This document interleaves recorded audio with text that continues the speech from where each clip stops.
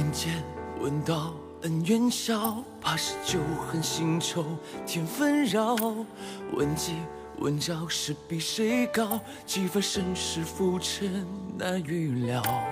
问路问程山水迢迢，只因何处人寂寥？问雨问情心事多少？浮明月暮暮雨朝朝。问花问叶颜色正好，人生欢乐苦短几春宵。问秋问冬风雪萧萧，彩云易散岁月难熬。花开早，天知晓，天莫笑，天已老。江湖笑，天地遥，人去了，我忘了。花谢了，天知晓，天莫悲，天已老。英雄起，岁月少，人去了，我忘了。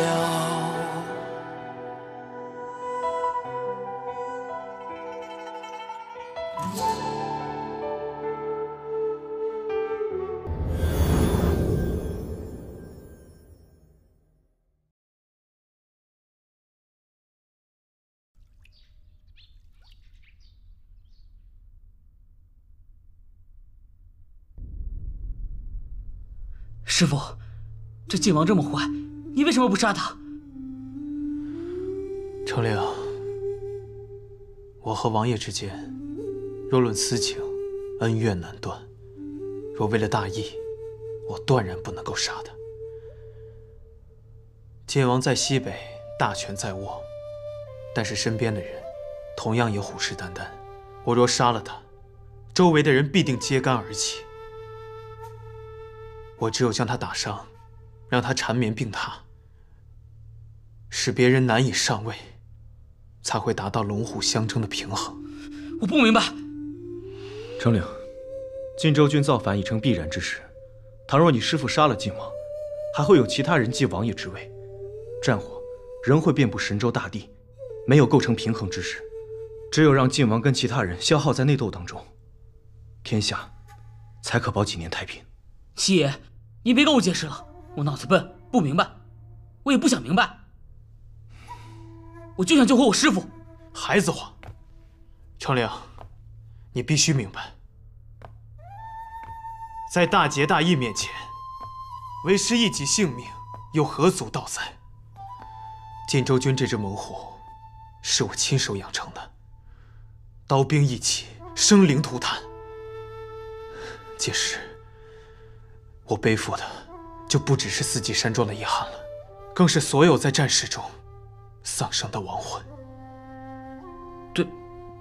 对不起，师父。晋王既然得到了琉璃甲，必定会去寻阴阳册。即使阴阳册未必能治好他，但我又如何能冒这个险？万一他痊愈了呢？那之前为师的努力，不都付之东流？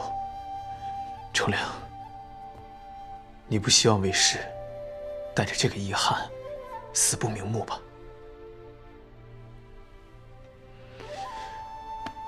程灵，我与你的师徒缘分太浅了，没能有时间好好教导你。但你只需要记住一句话，便是为师的好徒儿，也是太师傅时常教给我的话：侠之大者，为国为民。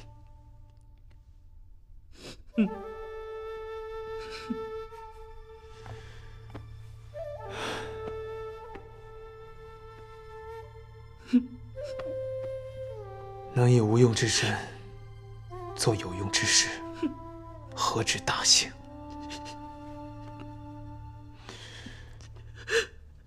何止大幸？不必悲伤，啊！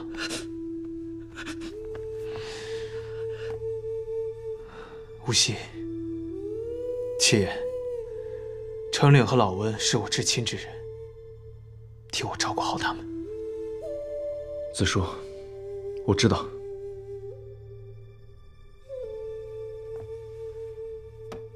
王爷要的，并不是阴阳册。王爷跟我追根溯源，本是沙陀后裔，因先祖平乱有功，方才得赐国姓，官拜节度使，繁衍生息，才有了而今的局面。而这些，子叔你是知道的。可是如果再往前论，我们族这一支，实则隶属拓界王族。族中一直有一个故老相传的传说，说是先祖跃马中原之际，曾经留下了一处宝库，宝库中藏着一个江山永固的秘密。一旦找到了这个秘密，我族便可过上丰衣足食的日子，不必再流浪在外。宝库有6把钥匙，分别掌管于6大姓氏的族长手中。6大姓族长保管。是。听起来是不是很像琉璃甲和钥匙呢？但其实我祖上还有很多类似的传说，实际都是一些美好的空想。听得多了，便不再当真。但我记得你说过，周伯父是被老王爷秘密赐死的。这不禁让我想到，在我很小的时候，老王爷曾经告诉我们这些孩子，这个江山永固的秘密马上就可以找到了。可此后，便再也没有了下文。也就是那段时间，老王爷变得非常的消沉，每每最后便会感叹道：“多年寻觅，终又化为泡影，叛徒误我云云。”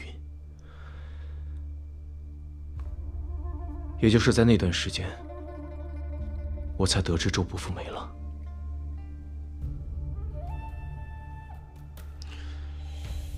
琉璃甲和钥匙，本就是师父早年游历所得。难道师父的友人便是爹爹？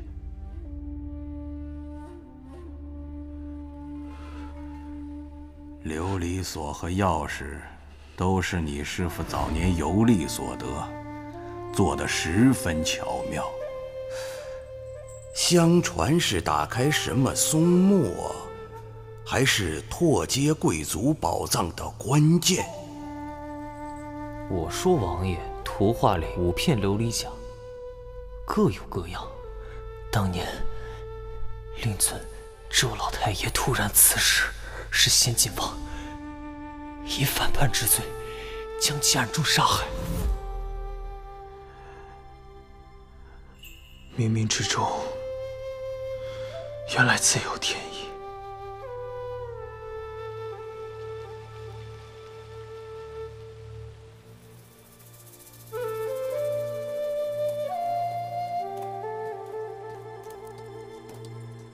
送君千里，终须一别，就送到这儿吧。子叔，你我心里都清楚，那江山永固的秘密，本来就是一个虚无缥缈的传说，天下哪有这种东西？你又何必呢？北渊，不必劝了。这传说是真的，我固然非去不可；即便是子虚乌有，我依然非去不可。你想想，一头是天下苍生，一头是不知道还有几天可以活的小命。成是死而无憾，败是以身殉道，横竖都不亏，我怕什么？好，你此去昼夜兼程，沿途啊，如果你有任何的需求，尽管吩咐平安商号。子叔，这里的一切，你放心。交给你，我放心。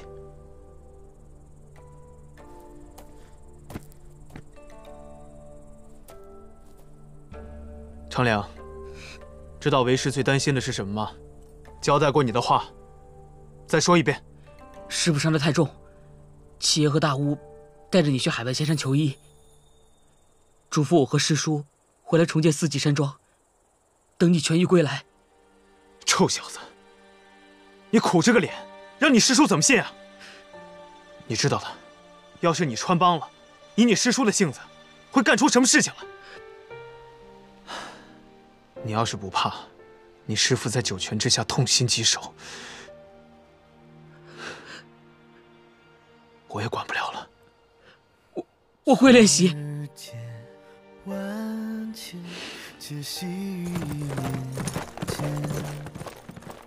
命运的交界，时空更迭。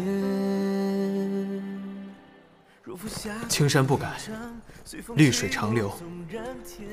天涯路远，终有重逢之际。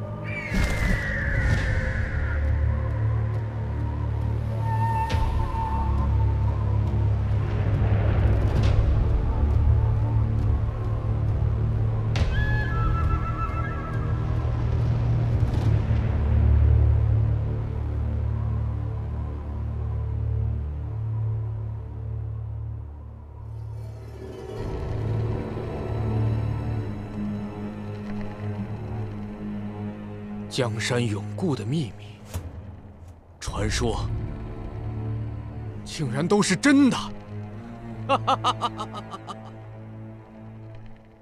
这亲手打开武库的殊荣，在下不敢略美。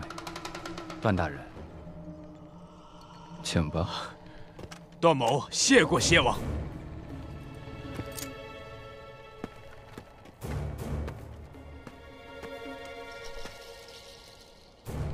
来人，在，把冰给我敲碎。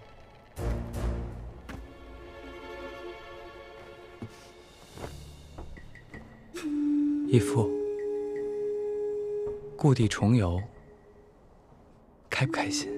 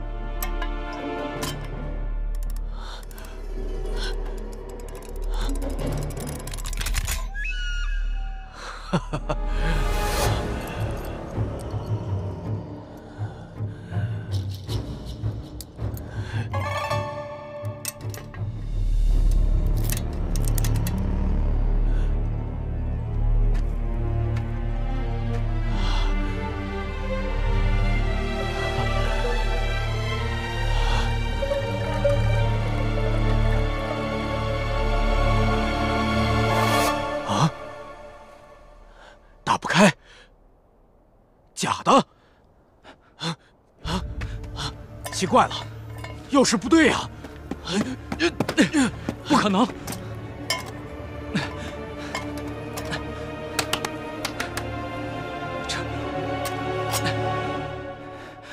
假的。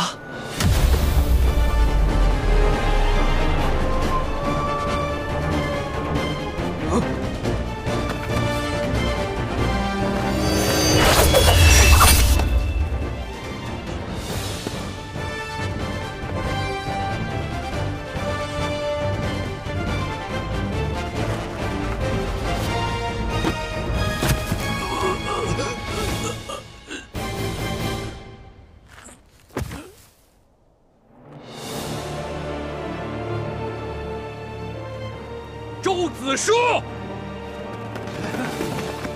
还有谁？我放你们一马，鬼主为何负我？这钥匙是假的。这有什么稀奇的？琉璃甲都能有假的，钥匙不能有假的吗？鬼主何在？晋王他没来吗？周子舒，任你有通天的本事，今天你也别想。看来是没有来。也好。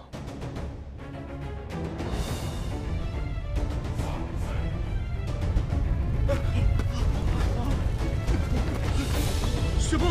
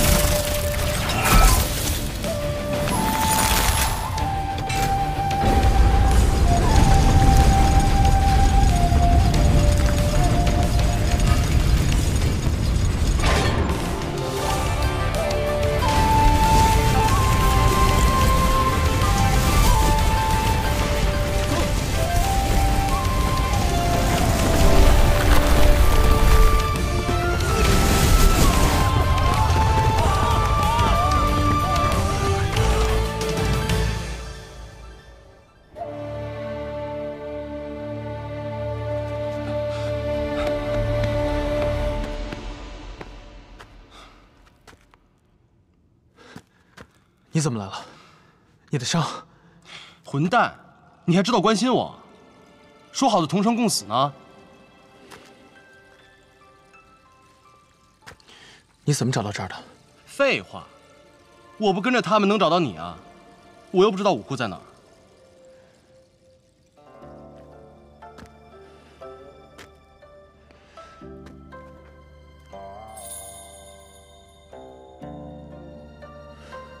那簪子，你是猪啊！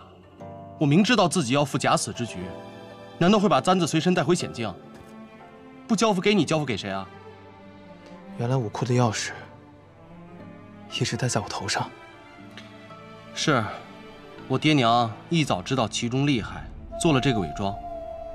可笑的是，鬼谷中人翻遍了我家小院的每一个角落，都没找到。殊不知，他就在我头上。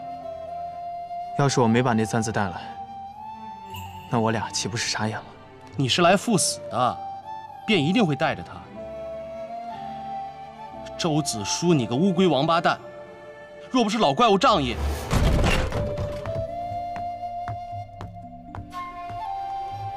一群蠢货，办的他娘的什么事，愚不可及。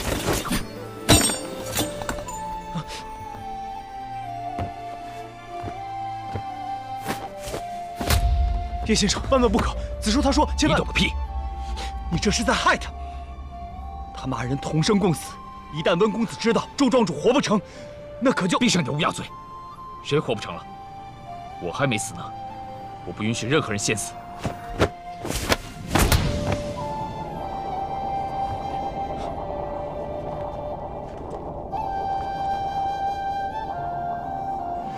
你想过我知道后果之后会怎么样吗？怎么着？你不怕死？难道我怕啊？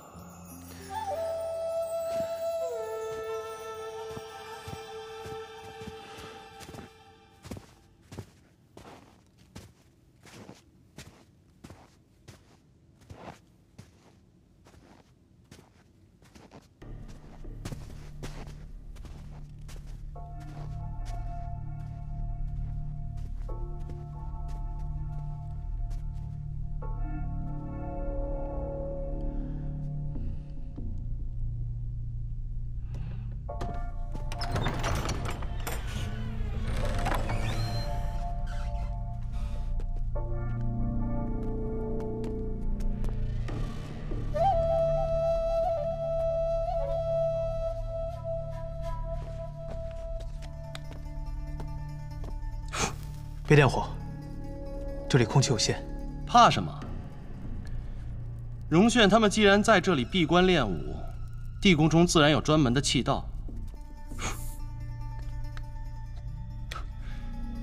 周圣人，你不是视死如归吗？怎么，现在又不想死了？能好好活着，谁想死啊？再说，之前不是没遇见你吗？想不到这六合神功啊，比阴阳册还玄，真的能够勘破天人之境。只要人活着，就一定有希望。熬不下去，便什么都没了。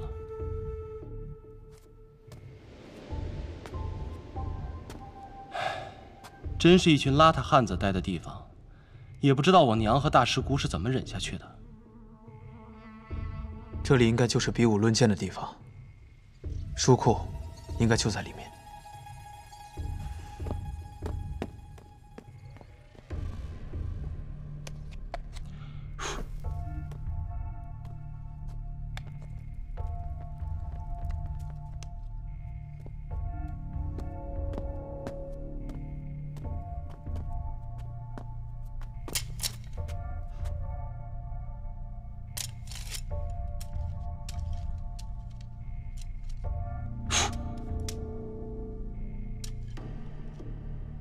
阴阳册，哼，还真让我找到了一件宝贝。哼，阿旭啊，这可是神医谷的绝学，来，替我收着，万一出去之后用得着呢？先不说这六合神功能不能治好我的伤，大雪封住路口，非得等盛夏融雪之后才能出去。我们无水无粮。当我知道你吩咐平安银号采买大量火药之际，我便猜到你要做什么。哎，别看了，走走走，我着急想知道那江山永固的秘密是什么，说不定有什么能召唤上古魔神的神器，那咱们不就有救了？走了。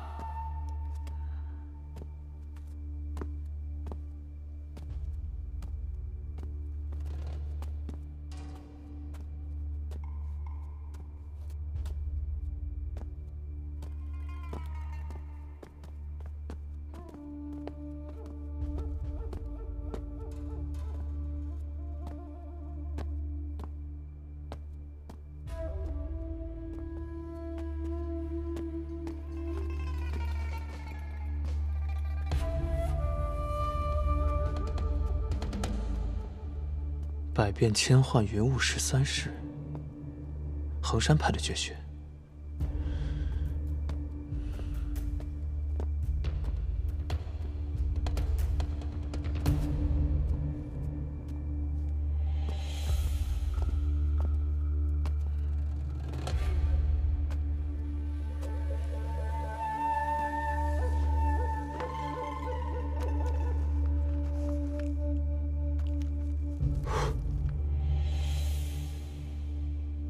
齐民要术。什么？这是一本讲农耕种植的书，会不会是荣前辈偷武林秘籍的时候搞错了，顺手牵羊来的这个？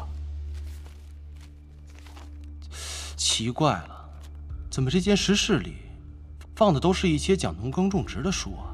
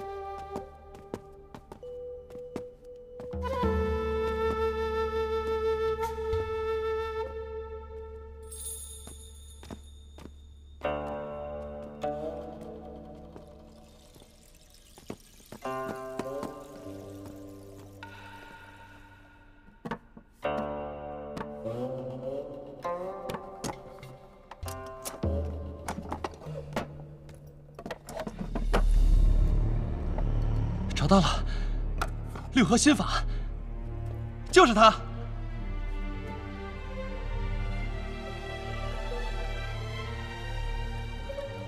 都是粮食。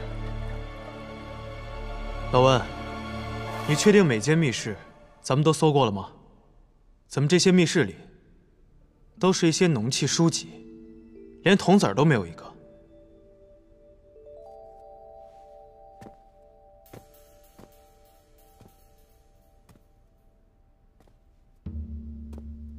都是粮食，这是荣炫他们准备的。你看这些封条，都是拓跋文字。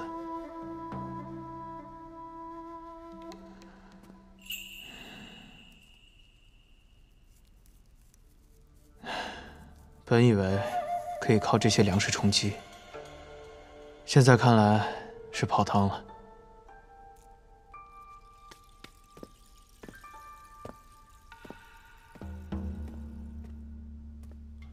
这些粮食在这里放了多久了？20年，不至于腐朽成这样吧？我明白了，我全明白了。这些就是永保江山的秘密啊！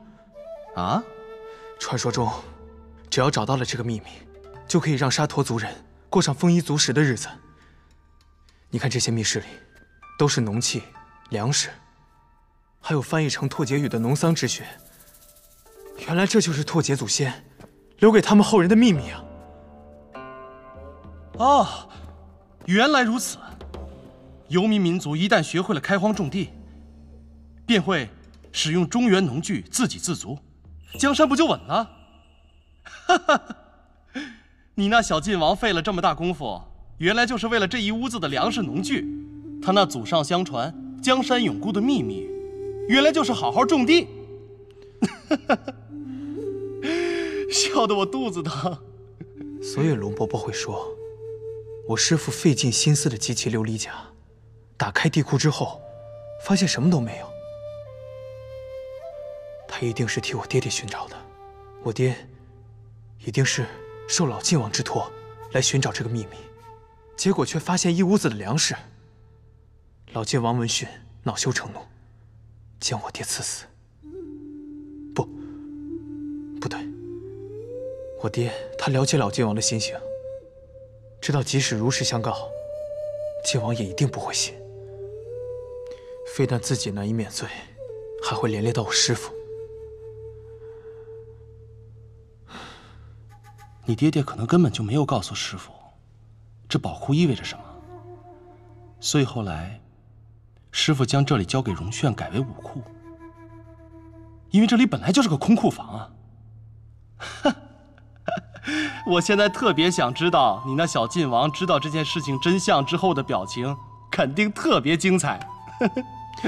别笑了。现在大雪封山，你我即便找到出口，就算我们能够出去，你说人吃冰饮雪能活多久啊？那你猜叶白衣吃冰饮雪活了多久？你就不好奇，那老怪物为何像饿死鬼投胎一样拼了命的吃东西？那是因为啊，他已经100多年没有吃过人间烟火了。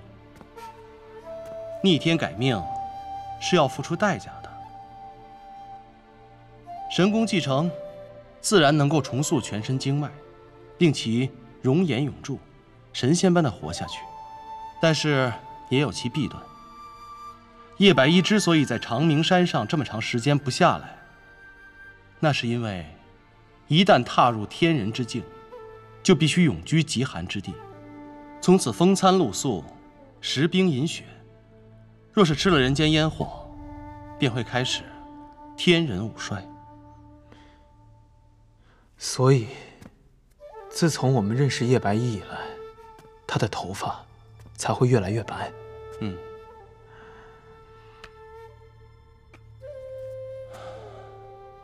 所以老怪物就是受够了当活死人，所以才会拼命的能吃多少吃多少。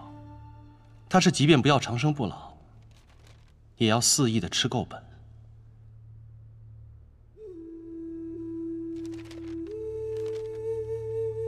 也就是说，即便活着离开此处，以后也得长久隐居极寒之地，食血饮冰，没完没了的活下去啊。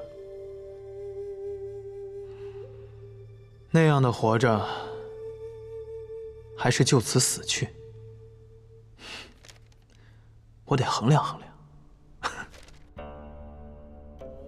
六合神功，破而后立，需要先经过一番地狱般的煎熬，方能重塑全身经脉，再获新生。但是每个人的体质不同，这期间过程煎熬也会有所不同，所以需要二人同修此功，互为互助，在对方濒临崩溃之际，以真气助彼此共度难关。那我不是占了大便宜？实话告诉你，我的味觉、嗅觉、触觉，慢慢都没了，感觉不到痛了。我知道，所以叶前辈和大巫才会额外叮嘱，入定之后，很有可能连你的视觉、听觉都会消失。但若如此，切勿慌张，只需静心专注体内周天运行，熬过每层大关之后，五感自然会恢复。但是进入下一层，又会重演。知道了，来吧。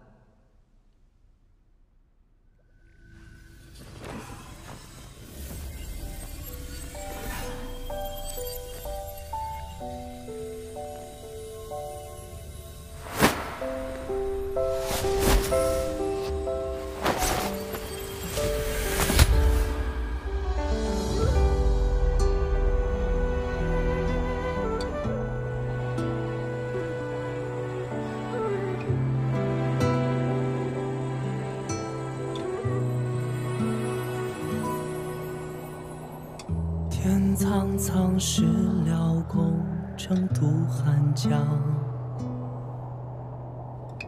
烟茫茫，杯中月，饮笑荒唐。谁许我策马江湖闯四方？谁醉遍天涯，梦醒不见故乡。麒麟下，祈求凉雨问我窗。阿旭，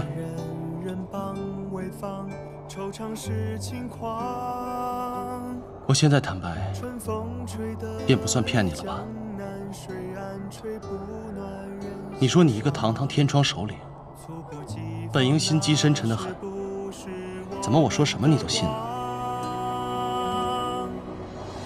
相见恨晚，心未完，不再辜负四季花。将古道西，风收马欢笑，桥流水人家。万里河山万家灯，往事如烟浪淘沙。将平生霜雪与君煮酒烹茶。阿雪，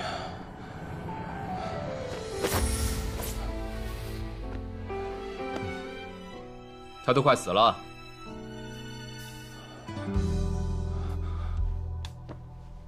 他怎么了？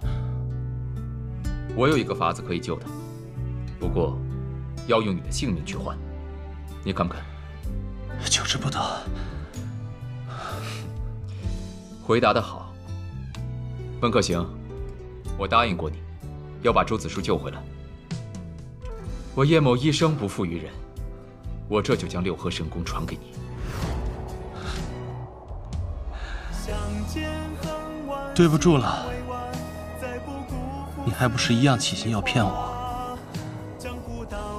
我骗你这一回，也不为大过。留下来的人，才是最痛苦的。你是我的师兄，别让我这一回吧。你等等我，你怎么了？我以前觉得你是装疯卖傻，没想到你是真疯。温客行，你开心吗？觉得心里畅快吗？这就是你要的结果吗？你不配！坏人放下屠刀，可立地成佛；好人做了坏事，难道就得永世不得超生吗？没这个道理。我想赌一把，你就是我认识的那个你。老温，阿旭，喝酒了。不喜的人没得吃。与其把时间浪费在寻医问药上，不如趁着身子还健康，能和我这位知己浪迹天涯，诗酒江湖，潇洒走一回，方才不枉此生。你一简单，不尽万古愁，不如分我几两，陪君醉3万场，从此不言。六合真气酷烈狂死，非血肉之躯所能承受，必须有人甘愿牺牲作为炉鼎，炼化真气后，反输给炼功者，才能破而后立，跳出生死玄关。但此人却会经脉尽毁，一夜白头。曾有人做了这牺牲，以致我不得不带着这天人合一的诅咒，活了这么些年。原来是为了成全今日。安寻少年时，总有少年来。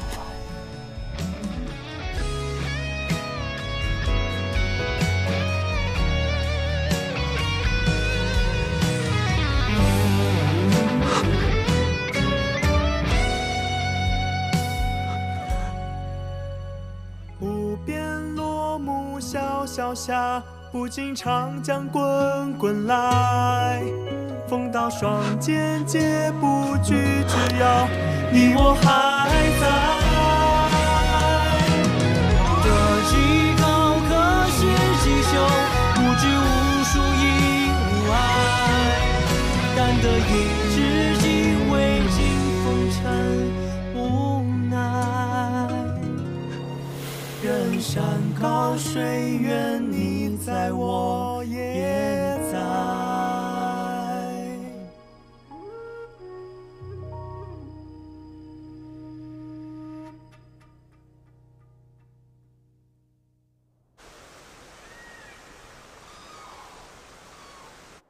那次雪崩之后，赵靖与蝎王就永远埋葬在雪山之上，从此毒蝎伤亡惨重，消失于江湖。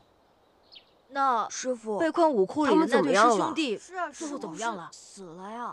要想练成这门奇功，必须有一个人甘心情愿，将自己的肉身当作炉鼎，将辛苦练得的真气反输给练功者。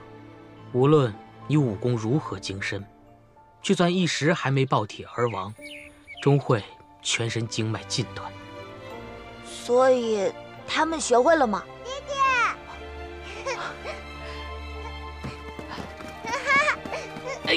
哎呀，你也先乖啊！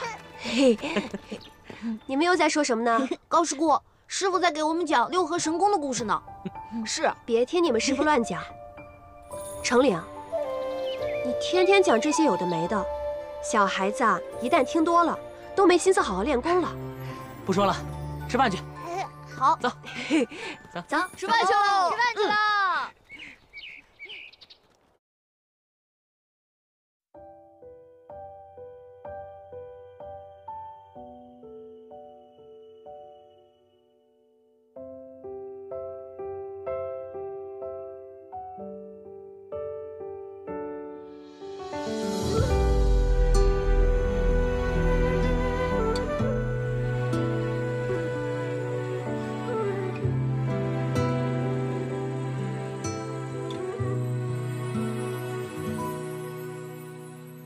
天苍苍，事了空，成渡汉江。